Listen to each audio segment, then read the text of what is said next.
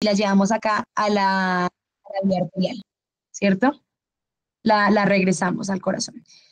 Acá, por ejemplo, bueno, esta otra cándula es de la solución de cardioplegia, que es lo que les dije, ¿cierto? Que es la solución que les ayuda a parar el corazón. Y más o menos ese es el circuito. A veces digamos que tenemos otras líneas de succión por si hay como sangre pasándose por otras partes y esa misma sangre se vuelve a entrar a la reserva. Eso depende de la cirugía, qué tantas cándulas ponen, pero al menos pues digamos que esas dos, la de la venosa y la arterial. Listo. Entonces les presento a la máquina como tal, la máquina moderna hoy en día que hace esta cirugía. Se llama la máquina corazón-pulmón. Eh, Acá digamos que se ve con muchas más partes de las que les mostré ahorita, ¿cierto? Que digamos que acá no se ve ninguna de las máquinas, pero bueno, como todo computador o como toda, no sé, dispositivo electrónico que nosotros utilizamos día a día, necesitamos una interfaz que el usuario pueda utilizar, ¿cierto? Con la que puedas configurarlo, en la que puedas ver, digamos, que la información. Entonces, esa interfaz es esta pantalla, es un cockpit o un centro de comando central, eh, ¿cierto? Ah, no, perdón, es esta es otra, es esta. Pero digamos que sí tiene la función parecida. Entonces ahí uno puede ir viendo a qué velocidad está yendo la sangre, ahí podemos ir viendo qué presión, con qué presión se está enviando la sangre. Acá tenemos este amarillito, acá es el reservorio sanguíneo que les mostré. Estas acá, estos tubitos, vemos como estos contenedores, parecen contenedores, pero bueno, metálicos son las bombas, ¿cierto? O sea, si las vemos desde arriba, tienen esto que está girando y pues por dentro lo que tienen es los motores que hacen que eso gire, ¿cierto? Que hacen que la bomba gire. Algunas veces tienen estos comandos de control para poder girar, eh, digamos, directamente, abrir y cerrar ciertas cosas. Vemos que un poco en principio así se ve la máquina, ¿no? ¿Y para qué nos sirve la máquina? Pues creo que ya nos debería quedar claro para este momento, sin embargo, lo escribí de nuevo acá. La máquina de corazón-pulmón nos permite detener el corazón y trabajar en un campo quirúrgico que sea inmóvil y sin sangre. Sin embargo, también lleva ciertos riesgos, como inflamación, problemas de coagulación, disfunción de órganos después de la cirugía. Por eso, cuando es posible, algunos procedimientos intentan hacerse sin uso de la máquina, sin uso de la máquina. Entonces, volvamos a las cirugías que yo les había dicho, ¿cierto? De cuando hay problemas en el corazón. Y acá les marco, pues, cuáles requieren una máquina corazón-pulmón. Básicamente, todas, excepto colocar un dispositivo, requieren una máquina corazón-pulmón. Y la última, la enfermedad de las arterias coronarias, el bypass. De hecho, si ustedes se acuerdan del video que vimos al inicio, el cirujano dice que él prefiere hacerlo sin máquina a veces, por lo que se puede dañar. Lo que pasa es que la sangre, se tienen que pensar, cuerpo es perfecto, ¿cierto? Entonces, los vasos, las arterias, las venas, tiene temperatura perfecta, textura perfecta, todo perfecto. Cuando nosotros pasamos afuera, pueden pasar un montón de cosas. Por ejemplo, tiene que ser un material súper estéril, los tubos, las cánulas, todo el sistema, para que no contamine la sangre, ¿cierto? Segundo, la sangre, pues, o sea, es un elemento vivo, es un elemento que tiene células, y si tú tienes, por ejemplo, células y las agitas muy duro, se puede dañar los glóbulos rojos, entonces absolutamente todo es muy delicado. Entonces, digamos que si se puede evitar de utilizar la máquina, se evita. Sin embargo, pues ustedes miran, para reparar una válvula, para reparar una arteria, para trasplantar un corazón necesitas por ejemplo, en especial trasplante de corazón, o sea, necesitas que la circulación continúe mientras retiras corazón y conectas otro corazón. Entonces, nada, la máquina es súper importante. Esto ya lo dijimos. La máquina también, digamos que para mencionarlas acá, también la podemos llamar máquina cardiopulmonar o máquina de bypass cardiopulmonar o corazón pulmón mecánico, así la llaman. Acá quiero mostrarles diferentes tipos de máquinas. Estas dos primeritas son máquinas de la empresa en la que yo trabajaba, Livanova. Esta, esta de acá es una máquina de hace más o menos 20 años, que es una máquina que yo creo que si ustedes detallan cuando ven series de medicina, por ejemplo en Grey's Anatomy, en Doctor House, yo la he visto ahí, entonces es una máquina que está por todo el mundo.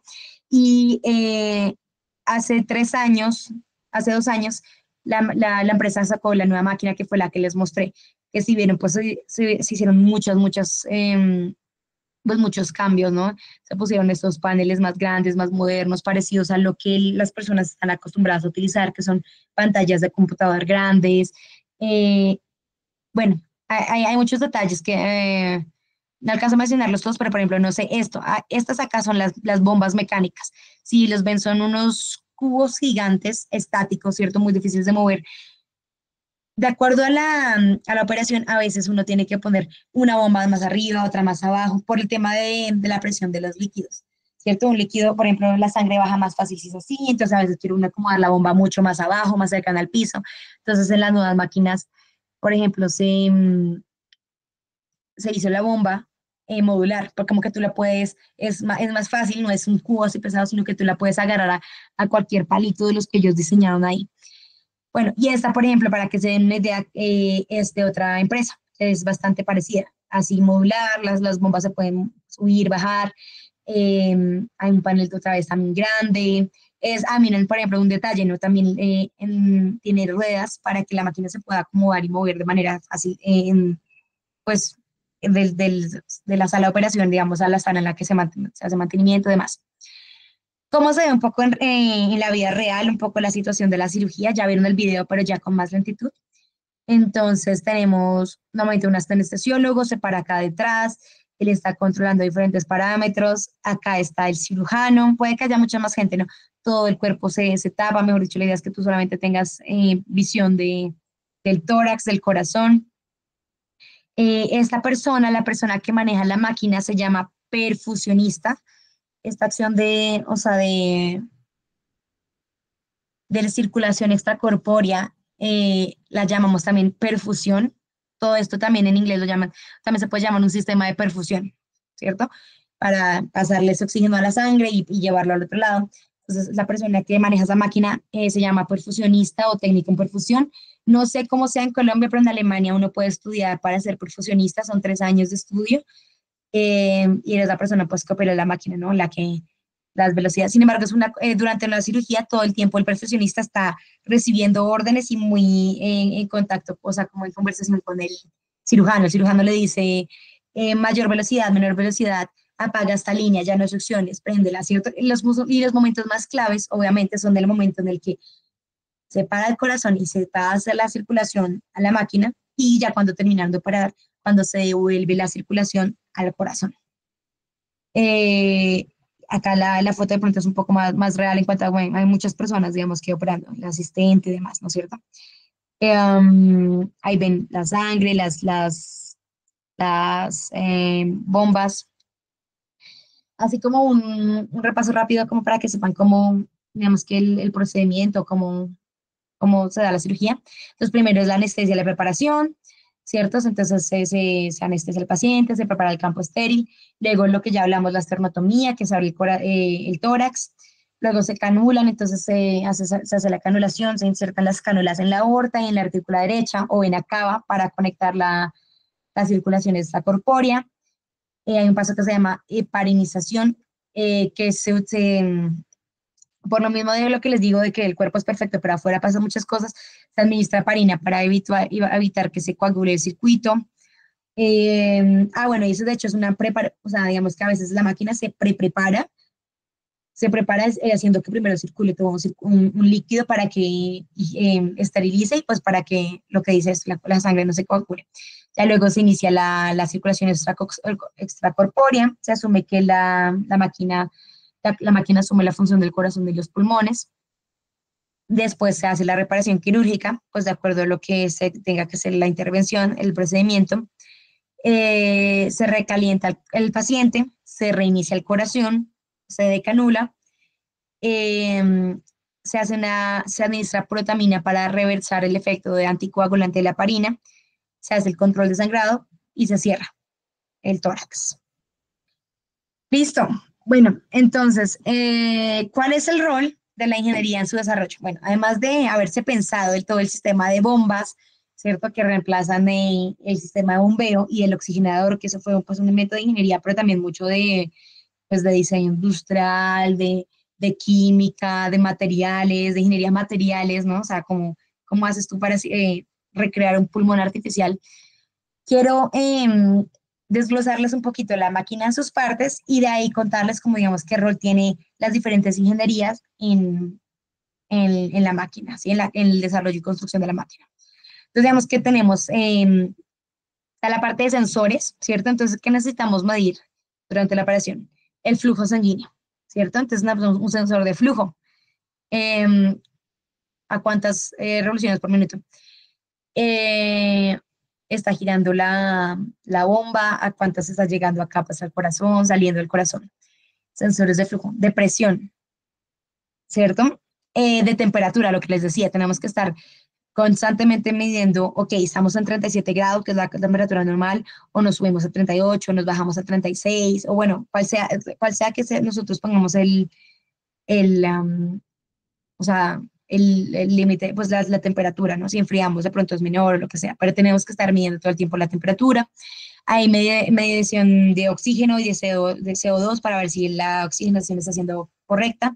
Y pues digamos que tenemos en el reservorio sanguíneo tiene digamos que un nivel, no es como una jarra, entonces digamos que esperamos que siempre esté en la misma cantidad, ¿no? O sea, si por ejemplo siempre estamos teniendo en el reservorio, no sé, 3 litros y los otros 3 litros van fluyendo y de un momento a otro el reservorio se nos baja 2 litros a 1 litro, pues algo pasó, una descompensación, o sea, o aumentamos mucho flujo y si eso fue muy rápido al cuerpo, pues puede haber problemas en las diferentes venas del cuerpo, es como muy importante.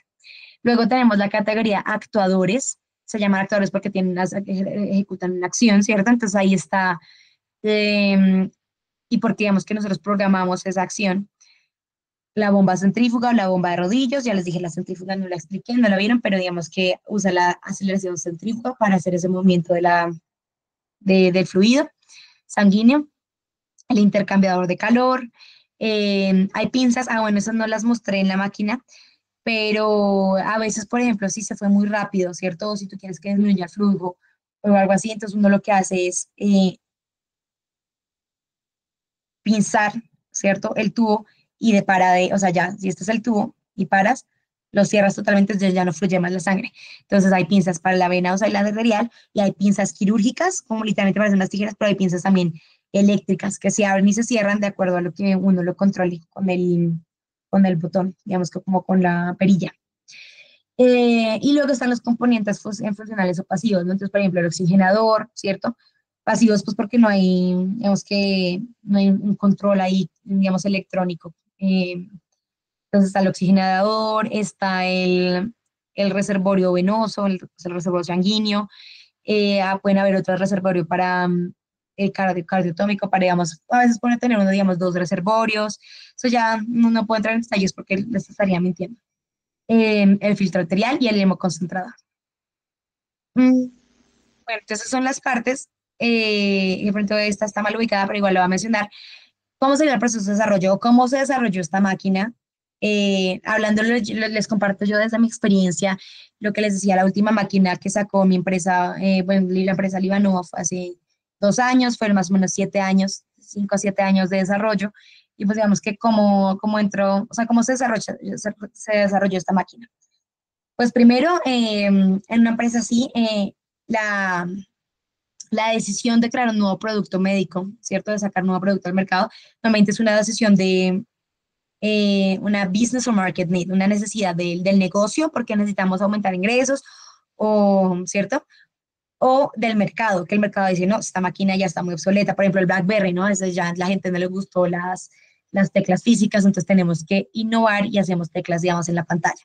Entonces, en el caso de la máquina, era ambos, era una necesidad de negocio porque querían crecer, digamos que las ganancias de la empresa, pero también una máquina que la versión anterior ya llevaba 20 años en el mercado, con software o sea, tecnologías de sistemas, de informática, de electrónica, de mecánica ya muy antiguas, que si por ejemplo uno quería agregarle a lo nuevo, era muy difícil hacerlo compatible, ¿cierto? Por ejemplo, un ejemplo, ¿no? Hoy en día que estamos hablando mucho de la inteligencia artificial, ¿qué tan fácil era implementarlo en la manera, o sea, en el software como estaba en ese momento implementado en la máquina anterior? Entonces, hubo una necesidad doble. ¿Cómo se empieza? Bueno, ideémonos qué es lo que vamos a hacer, cómo se va a ver la nueva máquina, ¿cierto? Que se hace mucho esta es algo que aprendí en la empresa que igual quisiera mencionar acá, de pronto va en la parte de aprendizajes, pero quiero mencionar acá, es que algo que ayuda mucho al éxito del desarrollo de un producto médico, de cualquier producto, pero obviamente aún más en un producto médico es que tú estés muy siempre, o sea, que el proceso de diseño sea de la mano del usuario. ¿Quién va a utilizar esta máquina? El perfeccionista. ¿Qué quejas tiene? ¿Qué dolores tiene del uso actual? ¿Cierto? ¿Qué sería ideal para él tener? Por ejemplo, entonces él fue el que nos dijo, ¿cierto? El que le dijo a la empresa, no, mira, esta bomba eh, en esa forma cuadricular, cúbica, pues que es súper pesada, que no puedo acomodarla, no me funciona, me gustaría poder ponerla en otro lugar. Entonces, bueno, volvamos la bomba más móvil, ¿cierto? Entonces, volvamos la redonda, hagámosle un brazo, no la dejemos en una posición fija. Pero entonces, sí, primero es como consultar qué es lo que necesitan, qué es lo que quieren los usuarios. Luego nosotros, como ya tenemos el conocimiento de ingeniería y clínico, empezar a idear cómo podría, ¿cierto? Ellos no dijeron, ah, queremos una bomba redonda, ¿cierto? No que una bomba con forma circular, pues cilíndrica. No, ellos dijeron, queremos algo que sea más fácil de mover, ¿cierto? Y que sea más liviano. Ya luego, entonces, la gente de ingeniería dijo, bueno, entonces de pronto quitémosle, no necesitamos que sea cúbica, le hagamos la cilíndrica, ¿cierto? Entonces, esa fue una idea. Después, entonces empieza el diseño y el desarrollo. Primero se hace un prototipo, a veces los prototipos literalmente es de cartón o de plástico, algo liviano, algo más que primero, o sea, más que invertir en el material, es la forma, ¿cierto? Empieza, se valida, entonces le pregunta, oye, mira, se me ocurrió la idea de hacerle la bomba cilíndrica en vez de cúbica y que no sea fija, sino sea móvil. ¿Qué te parece? Y ya cuando dicen, sí, me parece tales, entonces, bueno, ya se desarrolla la versión final. ¿Qué pasa después? Como estamos hablando de un dispositivo médico, ¿cierto? Que, o sea, de este dispositivo van a depender vidas humanas. Hay organismos de certificación que tienen que aprobar, pues, que es segura para su uso. Entonces, se pasa el proceso de certificaciones que puede ser muy demorado, puede ser muy costoso. Eh, por ejemplo, para mencionarles, darles una idea, en Estados Unidos los que certifican son la FDA, ay, Food and Drugs Administration, que es el instituto que se encarga de certificar la máquina y pues permitir que se empiece a vender a hospitales. En Europa la marca se llama, el proceso de certificación es para obtener la marca CE, de pronto lo han visto en algunos dispositivos, y además hay que cumplir con la regulación de dispositivos médicos europea. Em, bueno, después de que ya se sabe que se puede certificar, pues entonces también tenemos que industrializar, ¿cierto? Livanova produce, por ejemplo, más o menos 800 máquinas al año. Entonces, ¿cómo pasamos de mi ejercicio de laboratorio, mi ejercicio que hago en el departamento de desarrollo e investigación, en el que tengo 5 máquinas en las que estaba prototipando, validando, a producir 800 máquinas al año? Luego, pues está ya el tema del lanzamiento al mercado, que es un poco, pues obviamente en paralelo con el de producción, cómo introduzco esto a los nuevos clientes y demás, y ya luego el de mantenimiento y servicio, ¿no? Y pues manejo de anomalías. Entonces, así se desarrolló esta máquina. Y ahora quiero presentarles un poco como desde la perspectiva de ingeniería, qué equipos y tareas habían envueltas dentro y esto va a ser no en la empresa completa, porque en la empresa hay muchos más equipos, dentro del departamento de R&D o investigación y desarrollo, que fue en el que yo estuve trabajando, del que puedo hablar de manera más personal, con más conocimiento. Entonces está el equipo de mecánica, ¿cierto? Entonces, ¿qué hacen los de mecánica? Ellos diseñaron digamos que todo el sostén, toda la armadura de la máquina, ¿cierto?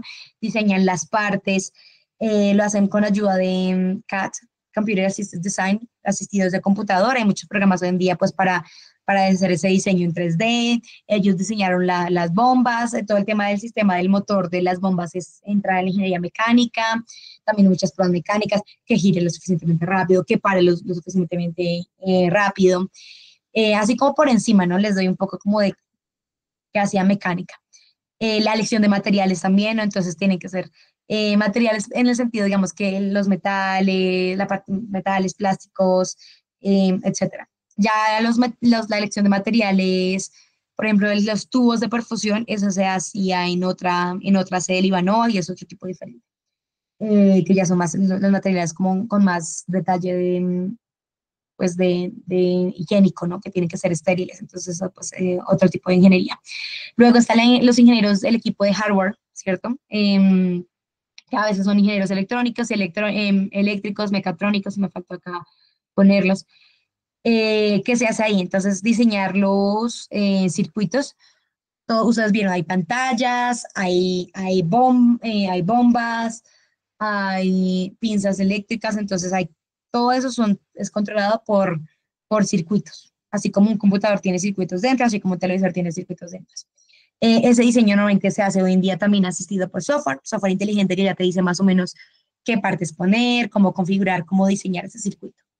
Leer datasheets, que son como hojas de datos de los componentes. Entonces, ahí cuando tú diseñas pues, un circuito, hay millones de opciones de componentes. Entonces, digamos que el software te da unas ideas como, bueno, de esos millones tienes, no sé, estas 100 o estas 5, pero entonces ya luego tú tienes que mirar exactamente de acuerdo a las normas, ¿cierto? Por ejemplo, a las normas de voltajes que ponen las certificaciones, cuál componente va a elegir. Entonces uno se la pasa, el equipo de hardware lee mucho estas hojas de datos que son documentos de 100 páginas y bueno, ahí eligen el componente, los componentes eléctricos. Pues.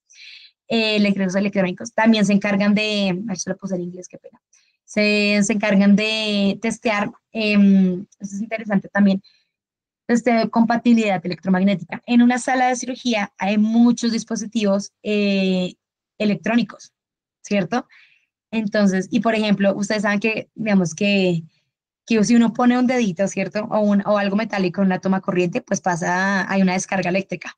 Entonces, la máquina tiene que tener el aislamiento correcto en, para que en la cirugía pues no vaya a haber ningún tipo de descarga. Imagínate que lastime a un cirujano o al paciente, ¿no?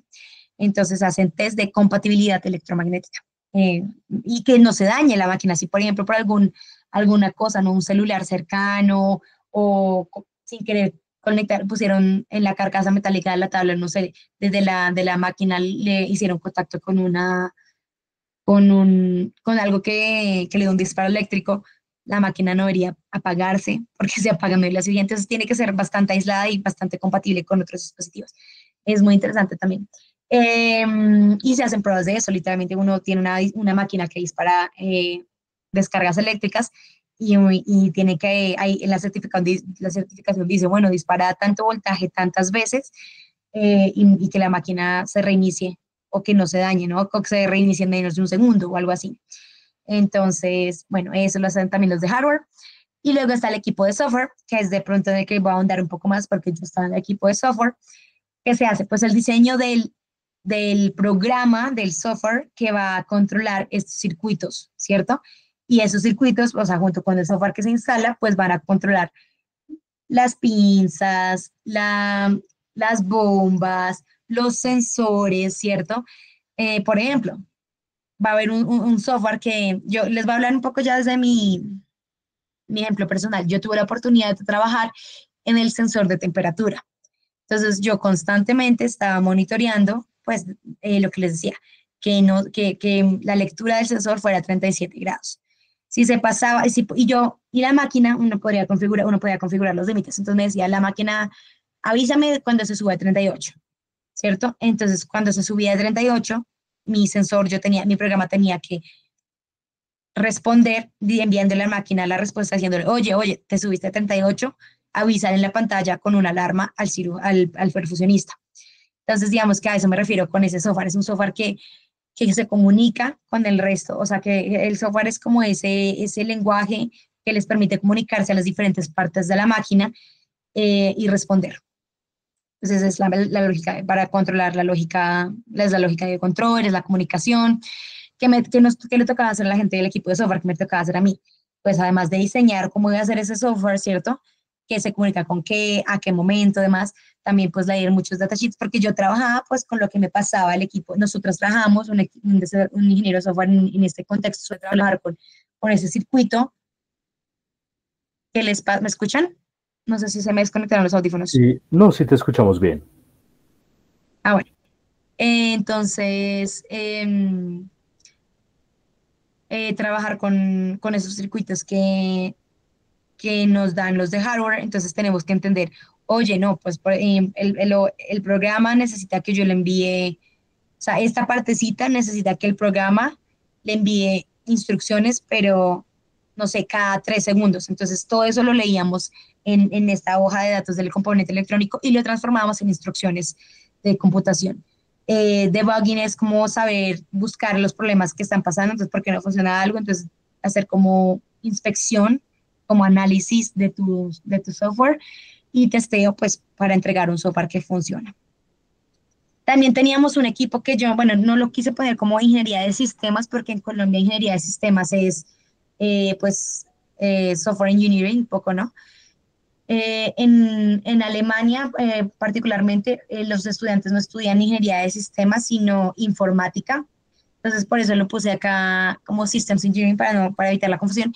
Y este equipo, pues yo no siquiera sabía que existía antes de entrar a la empresa, pero es un equipo que no es muy común de pronto en todas las empresas, pero en una empresa médica, eh, digamos que yo como ingeniera electrónica, ¿cierto? Hubiera sido difícil yo inventarme, eh, o sea, entender exactamente a qué velocidad debe ir la sangre, por dónde debe pasar, entender como toda la parte médica, ¿cierto? De la máquina. Porque son pues dos conocimientos muy, o sea, como muy, que van muy en profundidad, tanto, o sea, programar ese software tiene mucha complejidad, pero entender la parte clínica también tiene mucha complejidad. Entonces lo que se hace es se divide y hay expertos en ambas áreas.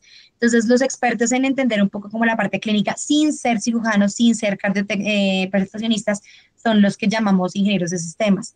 Podría haber sido yo, sí, pero o sea, tendría que pues estudiar un poco, entender cómo funciona el circuito de los tubos, entender todos los parámetros. Muchas veces son ingenieros biomédicos o simplemente ingenieros mecánicos o electrónicos o ingeniería general que aprenden cómo funciona esto, cómo funciona eso. Ellos qué hacen, entender clínicamente, diseñan las nuevas funciones, entonces, eh, bueno, hay nuevas funciones como, no sé, si queremos el profesionista, o sea, en la encuesta mercadeo, el profesionista quiere poder tener como algo que haga un contador y que pare automáticamente el flujo a cierto momento de la cirugía. Entonces, la función como tal la diseña este equipo de ingeniería en conjunto pues con los de mercadeo y con ayuda, con muchos inputs, muchas información de los profesionistas directamente, y ellos diseñan la función, escriben los requerimientos funcionales. Entonces, cuando la máquina se prenda, va a tener que mostrar en la pantalla un contador. Cuando empiece a fluir la sangre y llegue a alta velocidad, va a tener que pasar eso. Entonces, todos estos son requerimientos y ellos hacen el testeo funcional. Pues sí, porque son los que entienden más cómo funciona. Entonces, ya cuando la gente lo programa, pues digamos que nosotros como ingenieros de software instalamos el software y ya está en la máquina ahí, pues ellos prueban si sí está funcionando correctamente. Hay otro equipo en el departamento de ingeniería y desarrollo, que es el de verificación y validación. Como ya les dije, es una industria altamente regulada, todo tiene que funcionar perfecto, o sea, no puede, pues no perfecto, pero muy, muy, muy, muy bien, para evitar accidentes.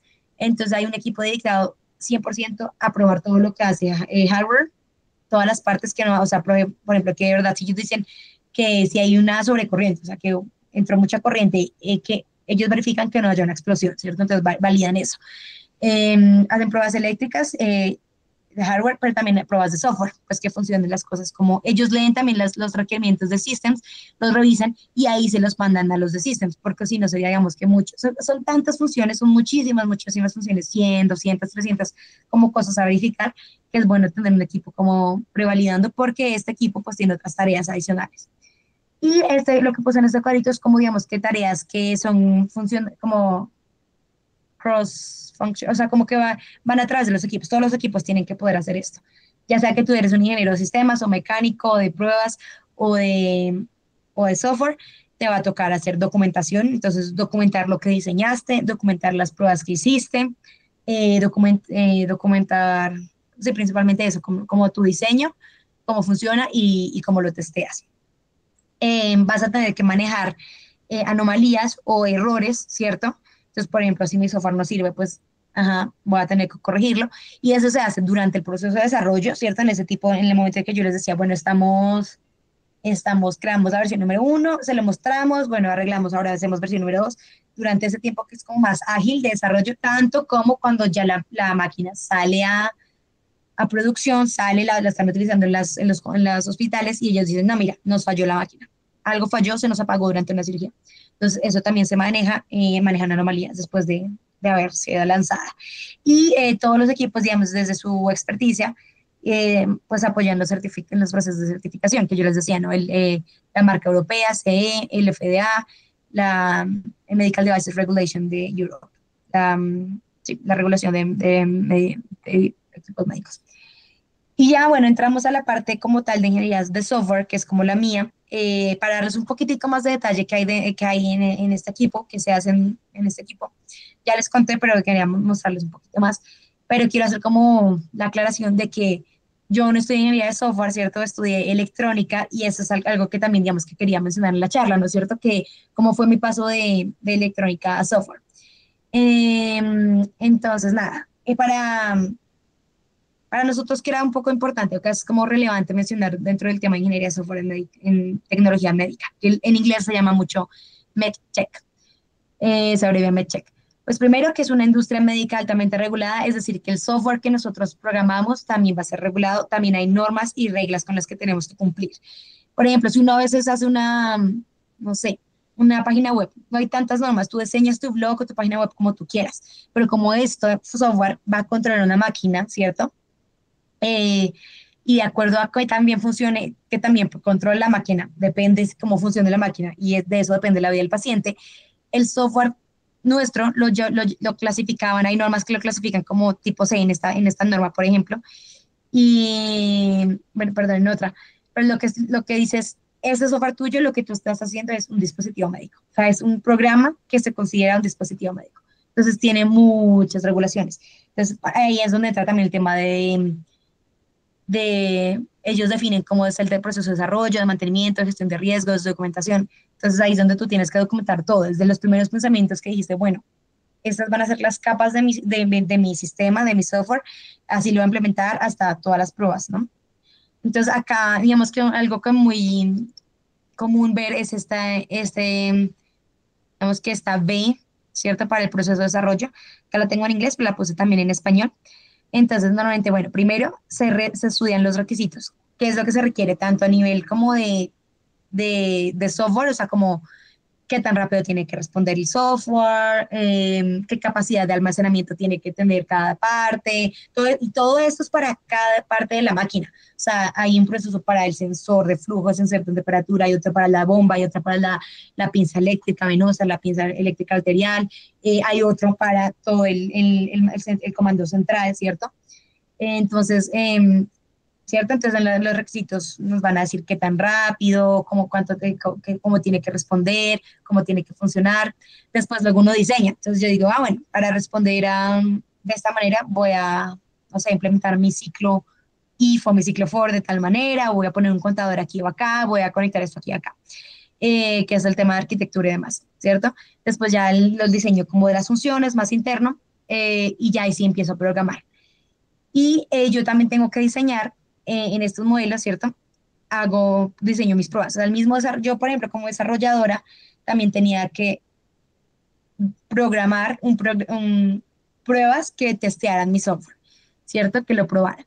Luego son pruebas de integración. Entonces, bueno, yo hice el sensor de temperatura, ¿cierto? Pero el sensor de temperatura solo no es nada. Tiene que comunicarse con la máquina completa. Si yo hago el programa de la bomba, tiene que comunicarse con toda la máquina. El sensor de presión tiene que comunicarse con la bomba y con la máquina. Entonces, las pruebas de integración es cuando yo integro todas las partes, funciona como me lo espero, sí o no, me comunico como me lo espero, sí o no.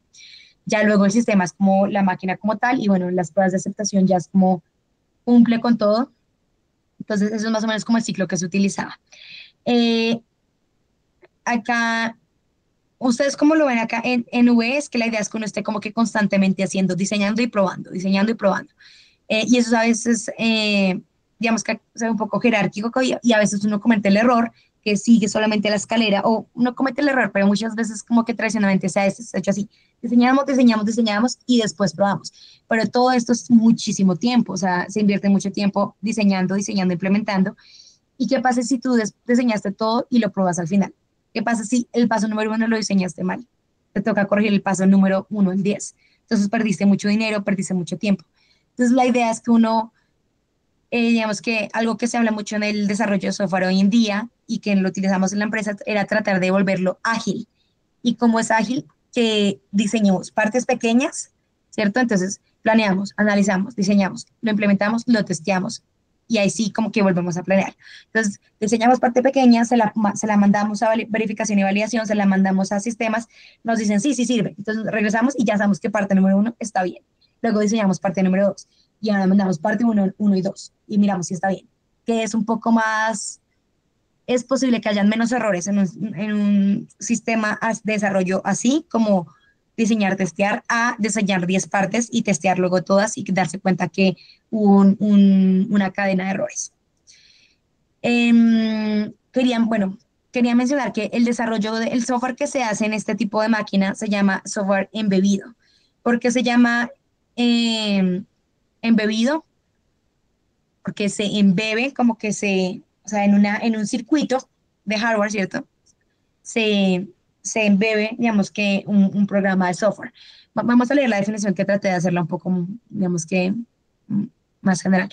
Un sistema embebido es un sistema de computación basado en un microprocesador o microcontrolador diseñado para realizar una o algunas pocas funciones dedicadas. ¿Qué pasa? Por ejemplo, el computador uno dice, ay, quiero un computador con un procesador Intel y no sé qué. Entonces, acá a un sistema embebido se le pone el micro porque es un procesador más pequeño, con menos capacidades. El computador puede hacer mil cosas, ¿cierto? Podemos programar, podemos enviar correos, podemos tomar fotos. En cambio, el sistema embebido normalmente tiene funciones muy específicas. Por ejemplo, mi sistema de temperatura no tenía por qué tener una pantalla, ¿cierto? Porque había una pantalla central. No tenía por qué poder enviar correos, o sea, no tenía que tener conexión a Internet, no tenía por qué poder conectarle una USB porque no tenía que meterle archivos o no, simplemente era unas funciones específicas, medir temperatura y enviar esa temperatura al sistema y recibir los límites de temperatura y reaccionar, o sea, programar una reacción de acuerdo a si se pasaba de los límites. Entonces, sí, por eso se habla de microprocesador, procesa como, pero en mini y tiene funciones dedicadas. Listo. ¿Qué utilizaba yo o qué utilizaba un desarrollador de sistemas embebidos normalmente para hacer su trabajo?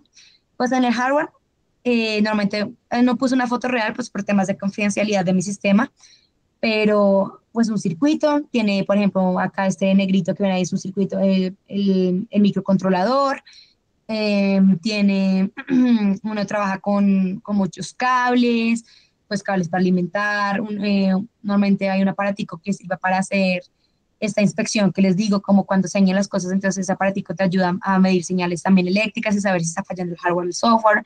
Tienes un IDE, un desarrollo un ambiente de desarrollo integrado, entonces es un programa en el que tú puedes programar.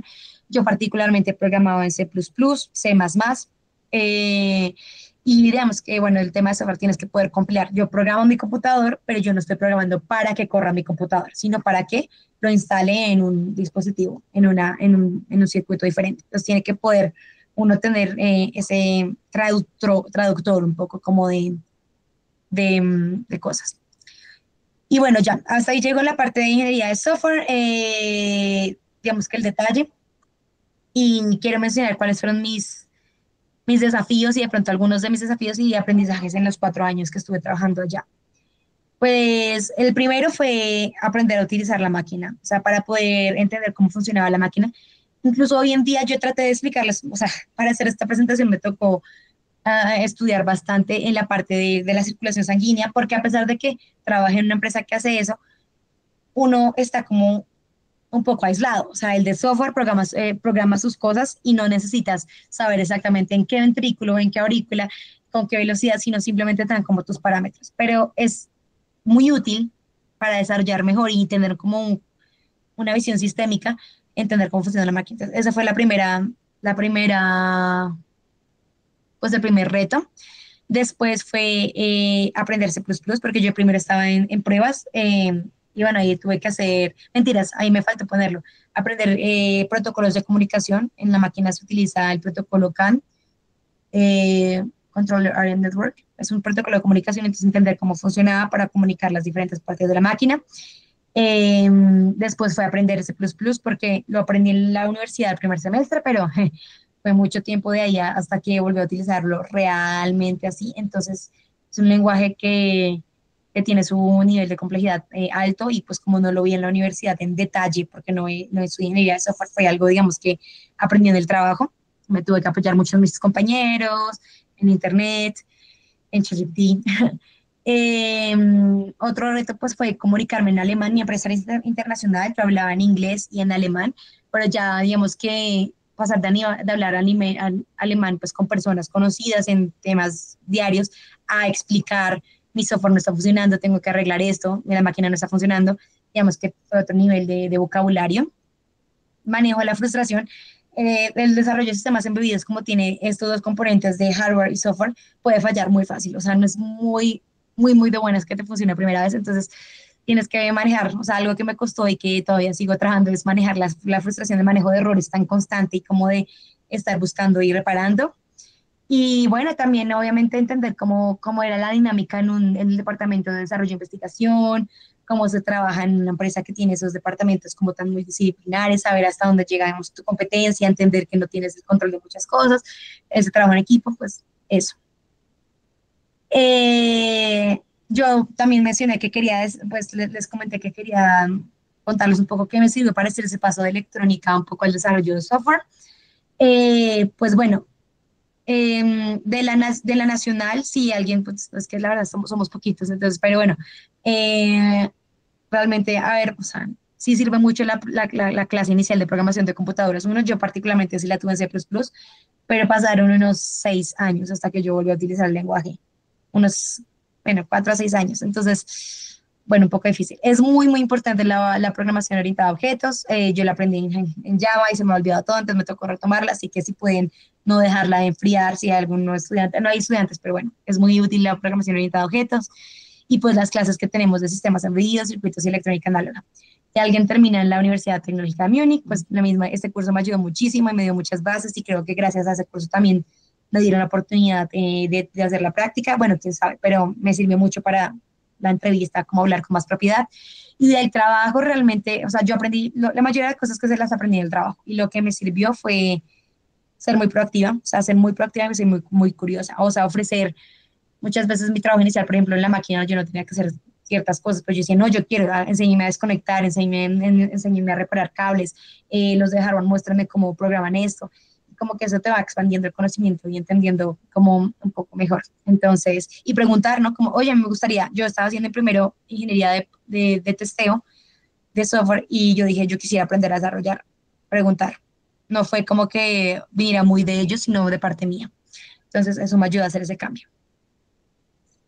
Y bueno, viene acerca de, si ustedes se preguntan, bueno, y que ahorita con la nueva máquina, ¿qué se piensa para la máquina corazón pulmón? ¿Cuál es el futuro?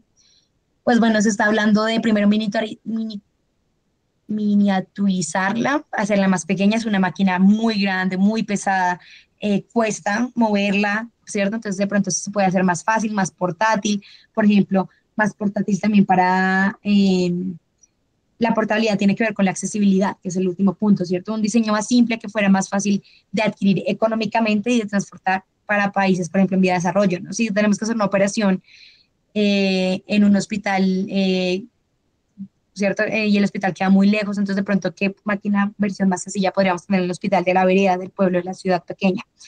Bueno, ¿qué más? Se está trabajando en automatizar, entonces hay muchos parámetros, como les dije, que uno tiene que tener en cuenta, y la idea es que es mucho, o sea, el conocimiento de cómo se ajustan esos parámetros está mucho pues en el conocimiento del perfeccionista, pero hoy en día con la inteligencia artificial se está pensando en cómo se puede introducir para automatizarla. En el tema de los materiales, de los tubos y demás, pues hacerlos aún más biocompatibles para que haya menos daño en la sangre, menos posibilidad de daño en la sangre. Eh, Las máquinas también, de pronto ustedes escucharon que durante la época del COVID que se hacía ECMO, ¿cierto? Las máquinas, esta máquina corazón pulmón se puede adoptar para ese tipo de, digamos, de soporte eh, en esos casos para el COVID-19. Y bueno, eventualmente, por ejemplo, control remoto, poder asistir de manera remota la máquina, ¿no? Hacer cirugías remotas. Retos que tuve, creo que ya les conté mis desafíos y demás. Creo que para mí algo que estuvo muy presente fue cómo desarrollar software de manera ágil en una industria que es tan altamente regulada y que es como que si requieres estar planeando tan, o sea, como la web versus el ciclo un poco, y que tienes que cada cambio cuesta tanto porque hay una certificación, porque hay tantos equipos, entonces digamos que sea un reto un poco organizacional, pienso yo, y pues el conocimiento médico, lo que les decía, la curva de aprendizaje. Y ya, eso sería de mi parte. No tuve preguntas durante la sesión, pero nos quedan 20 minutos por si alguien quiere hacerme alguna pregunta. Estoy acá escuchándolos a todos. Muchas gracias.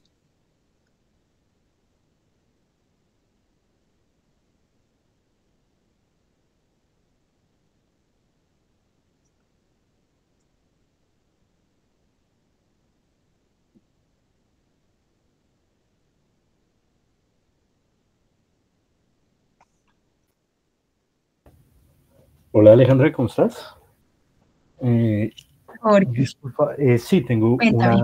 una pregunta relacionada al tema. Bueno, muchas veces lo que tú mostrabas que se hace un testeo de cada parte, pues para ir viendo como el avance y reducir costos.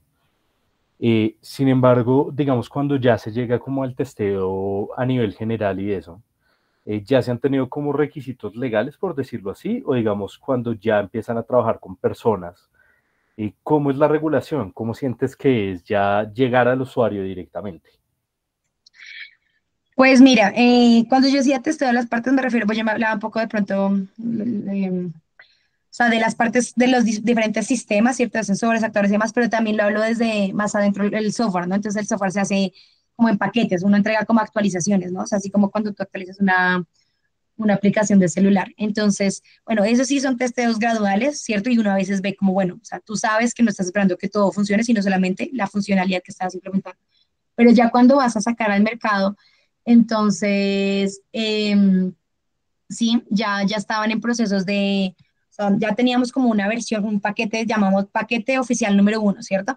Y lo que ellos hacen es tener un grupo elegido de perfusionistas, de hospitales que de hecho son los mismos normalmente que han colaborado. En el caso de Líbano fueron los perfusionistas que dieron como, digamos, que inputs para el desarrollo de la nueva máquina, eran hospitales como ya asociados, entonces ellos fueron los primeros que recibieron las máquinas, fueron como 5 máquinas que venían, esta no era la primera vez que las veían, ellos venían a veces a la oficina, las probaban, tales. Ya había, paralelo estaba el proceso de certificación, pero no estaba 100% certificada cuando ellos estaban probándola solamente en los hospitales, pero ya cuando sí había pacientes sí ya estaba certificada y de hecho igual eh, eso se hace en diferentes momentos. Por ejemplo, no sé, es más fácil sacar la certificación europea. Entonces, primero se entró, eso es también estratégico, como en qué países es más fácil. Entonces, primero, en la certificación CE es más fácil en Europa, entonces, primero se hicieron operaciones en Europa, en Holanda, en Italia. Luego, ya con esa como más certeza, también aprobaron más fácil bueno, salió lo de la FDA y se empezó en Estados Unidos. Pero, pero sí había como esa certificación de como mínimas de que no iba a pasar ningún accidente como eléctrico ni nada de eso, ya estaba para que ellos pudieran operar. Y eso, o sea, primero fue contenido, lo que te digo, 5 hospitales y fueron primero 100 cirugías y luego hubo revisión otra vez de todo y así como lanzamiento global. No sé si respondí tu pregunta o tienes otra o algo me quedó incompleto o no claro. Dale sobre el tema, supremamente claro, la verdad, muy clarificador. Y bueno, ya digamos como una pregunta aparte, un poco más como de reto personal para ti. Eh, bueno, como que iniciar estudiando temas de electrónica.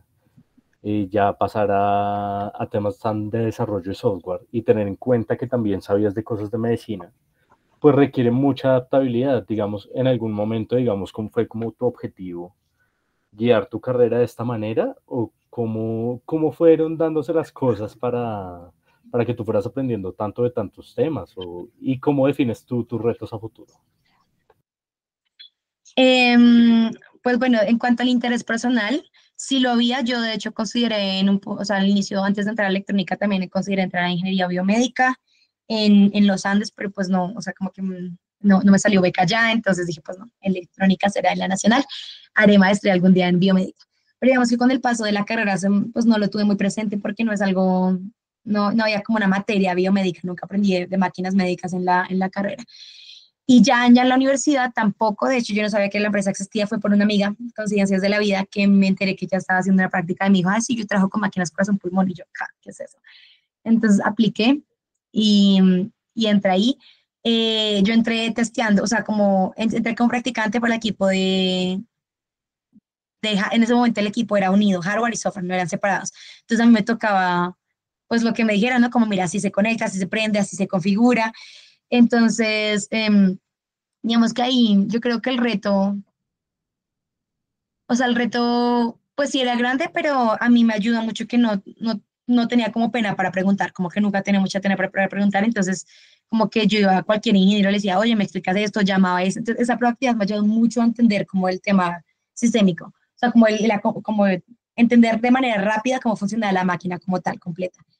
Eh, eso, entonces preguntar. Obviamente yo creo que él estudia ingeniería de la Nacional, ¿cierto? Entonces, o sea, en medio, a pesar de que no estudie máquinas como tal, pues uno tiene ya un pensamiento analítico, ¿cierto? Como desarrollado interno, entonces eso me ayuda a entenderlo más.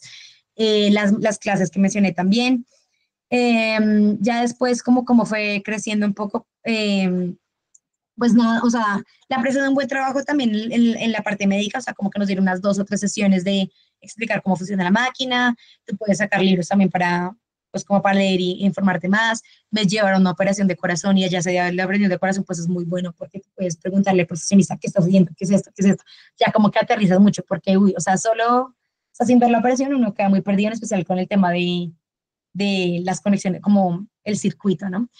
Y ya lo que yo les decía, ya para pasar al desarrollo de software, es que yo testeaba el software de los ingenieros que estaban desarrollando. Entonces yo decía, qué chévere, ya empiezo. Yo les decía, pero muéstrame tú cómo estás programando. Ah, y es esto. Entonces empecé a entender más.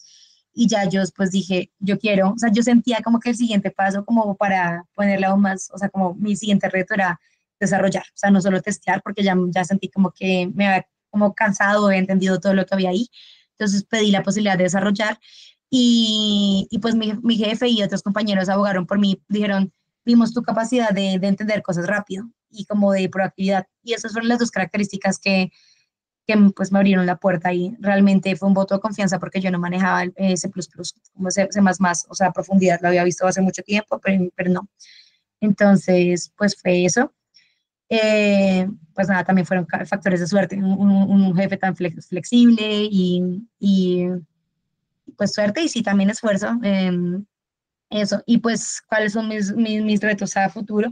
Pues como ya les comento, yo ahorita ya no estoy trabajando ahí, quiero ver si pruebo otros lados de la ingeniería de software, creo que por lo mismo de que yo no estudié la carrera, tengo una visión un poco sesgada de cómo se desarrolla software, y más en mi empresa, es una empresa que no tenía, o sea, inicialmente la máquina no tenía un equipo, o sea, la empresa no tenía equipo de software como súper oficial con los estándares que se desarrolla hoy en día, no sé, una aplicación, se fue construyendo, entonces ellos fueron construyendo también de lo que leían, de lo que les contaban, pero no es no, hace 7 años existe, o 5 años existe el equipo de software. Entonces, por ejemplo, el tema como desarrollo ágil, metodologías Scrum, no están, o sea, hasta ahora se están terminando de implementar. Entonces, me gustaría ver cómo se trabaja en otras empresas. Eh, eso, eso en cuanto a mi camino en la ingeniería, pero también quiero probar otras cosas en mi vida, otras áreas profesionales. Sí, eso, eso sería mi respuesta. No sé si quedó clara. Súper, Jorge. Vale, Alexandra, Gracias. muchísimas gracias por participar en este espacio de diálogos con egresados. Muchas gracias a toda la comunidad que se unió en esta tarde y noche y espero que pues hayan aprendido un montón de nuestra egresada talentosa. No sé si haya más dudas, preguntas, y si no, podemos ir cerrando la sesión. Y, antes de decirte que pues bienvenida a todas las convocatorias que hace el programa de egresados y bueno, esperamos contar contigo en todas estas oportunidades a futuro. Claro que sí. Muchas gracias a ustedes por la invitación y ojalá que se pueda repetir. Qué pena, de verdad, otra vez el cambio de fecha, pero una experiencia muy linda para mí. Dale, Alejandra, te deseamos muchos éxitos y claro que sí, pues vemos en futuras convocatorias. Que te vaya muy Bueno, bien. Feliz noche para linda todos. noche para todos. Gracias.